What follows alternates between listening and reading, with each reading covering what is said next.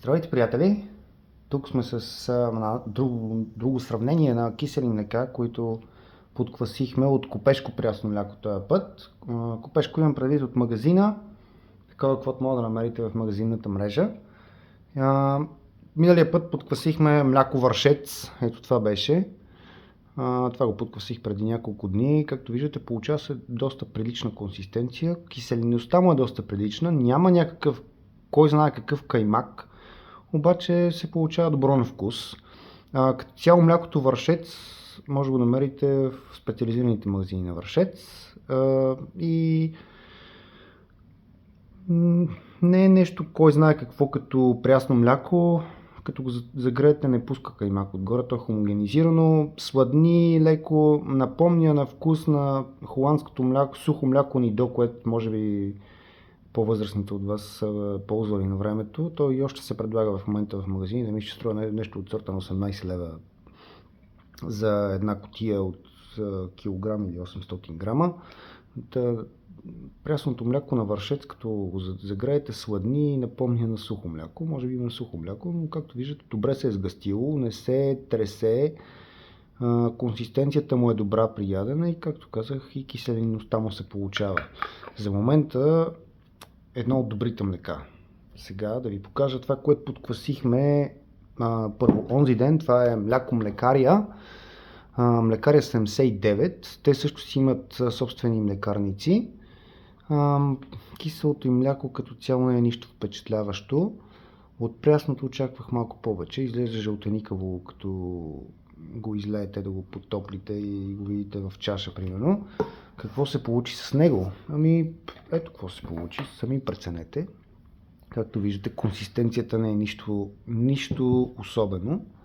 Даже да не кажа, че изглежда като 2%. Ето го и втория буркан. Тук пробвах, просто ползвах малко от единия литър, затова не са два големи буркана, но както виждате, дори като го наклоня, той буркан вътре млякото не седи водоравно и общо взето и то се наклани и гледа да се хоризонтира.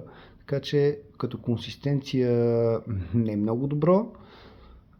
Като каймак няма никакъв каймак, също като при останалите копешки. До сега не съм имал копешко мляко, което да образува каймак при квасене. Като киселинност още не мога да ви кажа, не съм го пробвал. Предполагам, че е окей. Не е нито много кисело, нито много... Айде ще го оставим тук. Не е нито много кисело, нито много сладникаво. На вкус е окей. Това, което подквасихме с нощи, е братчето на вършец, а именно Ракево, или те си го кръстили марка Здраве. Това е... Чакайте да ви покажа, ето го Ракево Милк. То също сладни, доста сладни между другото, като го пробвате като прясно мляко, сладни. И също имам подозрение, че има някакво сухо мляко в него. Сега ще ви покажа резултатите, пък вие да прецените какво има и какво няма. Ето го, с нощи го подквасихме. Един по-голям буркан и един по-малък. Както виждате, консистенцията не е нищо особено. Отгоре даже е пуснала и водичка, прилично количество. По-рядко е от това на Млекария. Аз очаквах, честно казано, понеже Ракево и Вършец са една и съща фирма реално, която се е разделила на две собственици, не знам нещо се скарали или какво е станало, но те са реално една и съща фирма. Очаквах качеството на Ракево Милк да е същото като на Вършец, обаче вижте какво е качеството. Отгоре има стабилно количество вода, консистенцията няма никаква. За киселинност не мога да кажа, предполагам, че е окей като киселинност, обаче по-зле от 2% мляко. На бутилката пише 37%. Сами си преценете. Това доскоро беше в едни кутии, за които аз в едно мое предно видео ви бях казал, че всеки път като си го купите, то е вкиснало. Една от възможните причини да е вкиснало, вчера като влязох да купувам онзи ден, т.е. като влязох да купувам ето това, защото те са близо един до друг магазините на Млекария и на Ракево, те са буквално на една и същата улица от двете страни. Беше спрял тока в магазина на Млекария и какво ми казаха? Нямаме ток от 3 след обяд. При тази температура от 30 градуса навън, може да си представите какво става с тези пресни млека. Но чакали те, беше може би 7 часа вечерта, т.е. 4 часа не е имало ток и от ЧЕЗ още не се, ЧЕЗ не ЧЕЗ, ами Електрохолд не се били появили и не беше ясно какво става. Та, на този пазар, на който ги има тези магазини, става просто за Димитър Петков, явно им спира тока вечер и явно хладилниците, дори да са нагласени на температура, която да е окей, това мляко преди здраве в квадратна кутия картона го бях купувал на 2 пъти, беше вкиснало. Така че това е едно от обясненията защо това мляко може да е било вкиснало. Сега са променили опаковката, дали защото аз систематично бях пускал сигнали срещу тази фирма, защото продаваха, беше ми писнало да купувам от тях вкиснало мляко, но ето сменили са опаковката. Купих го това мляко, този път за щастие не беше вкиснало, явно не им е спирал на тези тока от другата страна на улицата, но на тези им беше спрял тока и 4 часа бяха нямали ток. Кога е дошъл не е ясно, но ако си купувате тези дни от тая марка, да знаете, че може да си купите нещо вкиснало и то не няма да е по тяхна вина, а по вина на Електрохолд, които им спират тока. И не го пускат в продължение на 4 часа при 30, над 30 градуса навънка. Та, какви са резултатите? Братчето на Вършец, Ракево Милк, се представя за момента най-зле. От едно предишно мое видео, може би сте видяли, млякото Мандра, което се продава в стъклени бутилки, което не е никак ефтино, защото се продава 750 мл за над 4 лева.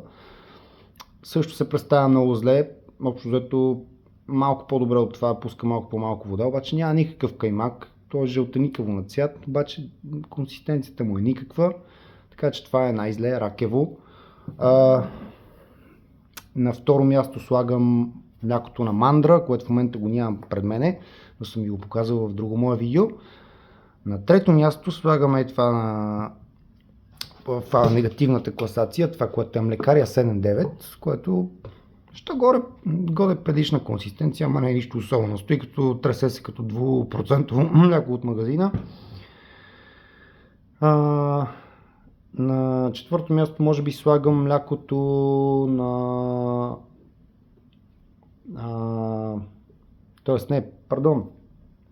млякото манастирско може би е на второ място, това е на трето, Мандра е на четвърто, защото Мандра имаше някаква консистенция, държеше консистенция, тъй понеже двете са с М, но да, манастирско определено беше най-лошо, за него говорех, че е в стъклена бутилка и че е за 750 мл, но то определено ме разочарова с това име и с тази стъклена бутилка и с тази цена. Очаквах много повече от него, а то се държеше като ракевото тук, което е пред вас, доста тресащо се, без каймак, с вода, консистенция нулева. Това е може би третото в негативната класация. Мандра заема четвъртото място в негативност, или второ в най-добрите. От копешките говорим, разбира се, като то направи някаква горе предишна консистенция, нямаше никакъв каймак, разбира се, отгоре. Нямаше и толкова отделена вода, не се тресеше чак толкова като тези млека. И на първо място от копешките Вършец, който не знам какво има, може да има някакви сгъстители, сухо мляко или аз не знам какво. Обаче, както виждате, като заклатите не се тресе като останалите, не е пуснало вода, стои доста прилично и на вкус е доста прилично. Сега тези признавам останалите в момента 4 буркана, още не съм ги опитал на вкус. Предполагам, че на вкус са идентични като киселина си като вкус, но на консистенция никакви ги няма. Да, продължават нашите тестове. Ако искате в коментарите може да ни предлагате какви млека да заквасим и да ви покажем. Това е от мен за сега. Радвам се на вашия голям интерес. Радвам се, че квасите мляко, защото то е наистина полезно. И надявам се да намерите най-доброто мляко, което ви харесва като вкус, консистенция и като качество, разбира се.